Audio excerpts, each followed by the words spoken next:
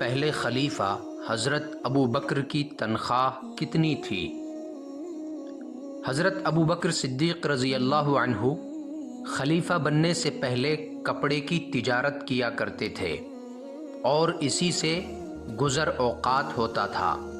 جب خلیفہ بنائے گئے تو اپنے معمول کے مطابق صبح کو چند چادریں ہاتھ پر لٹکا کر بازار میں بیچنے کے لیے تشریف لے جانے لگے۔ راستے میں حضرت عمر رضی اللہ عنہ ملے۔ پوچھا کہاں چلے؟ حضرت ابو بکر نے فرمایا بازار جا رہا ہوں۔ حضرت عمر نے عرض کیا اگر آپ تجارت میں مصروف رہیں گے تو خلافت کا کام کون سنبھالے گا؟ حضرت ابو بکر نے فرمایا اگر تجارت نہیں کروں گا تو اپنے گھر والوں کو کہاں سے کھلاؤں گا؟ حضرت عمر نے کہا ابو عبیدہ جن کو حضور صلی اللہ علیہ وسلم نے امین ہونے کا لقب دیا ہے ان کے پاس چلتے ہیں، وہ بیت المال یعنی سرکاری فنڈ سے آپ کا وظیفہ جاری کر دیں گے۔ دونوں حضرات ان کے پاس تشریف لے گئے اور انہیں آنے کی وجہ بتلائی تو حضرت ابو عبیدہ نے بیت المال سے آپ کی تنخواہ جاری کر دی، اور تنخواہ بھی اتنی معمولی تھی کہ مشکل سے گزر بسر ہو سکے۔ خلیفہ کی تنخواہ صرف اتنی جتنی ایک عام مزدور کی ہوتی تھی۔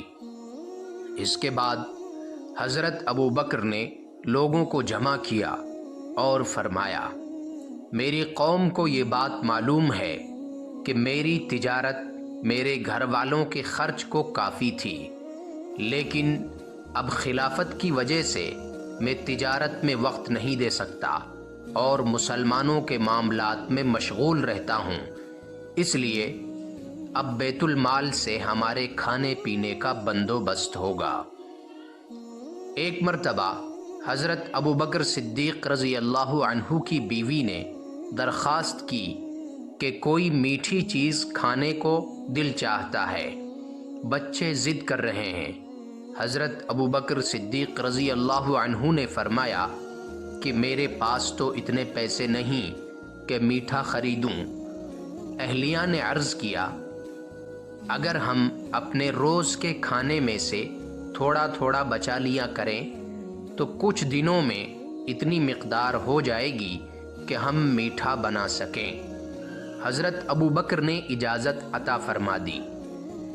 اب اہلیہ نے کئی دنوں میں کچھ تھوڑے سے پیسے جمع کر لیے تو حضرت ابو بکر نے فرمایا تجربے سے یہ معلوم ہوا کہ اتنی مقدار ہمیں بیت المال سے زیادہ ملتی ہے، اس لیے جو اہلیہ نے جمع کیا تھا وہ بھی بیت المال میں جمع فرما دیا، اور آئندہ کے لیے اتنی مقدار جتنی انہوں نے روزانہ جمع کی تھی اپنی تنخواہ میں سے کم کر دی۔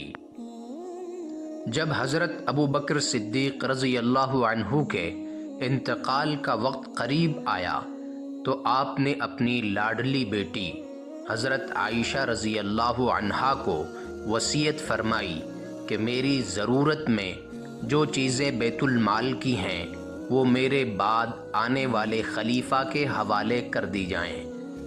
حضرت انس فرماتے ہیں کہ آپ کے پاس کوئی دینار یا درہم نہیں تھا، بلکہ ایک دودھ کی اونٹنی، ایک پیالہ، ایک خادم اور ایک اوڑھنا، ایک بچھونا تھا۔ حضرت ابو بکر رضی اللہ عنہ کی وصیت کے مطابق جب یہ چیزیں حضرت عمر رضی اللہ عنہ کے پاس پہنچیں تو آپ نے فرمایا اللہ تعالی ابو بکر پر رحم فرمائے کہ اپنے بعد والے کو تکلیف میں ڈال گئے۔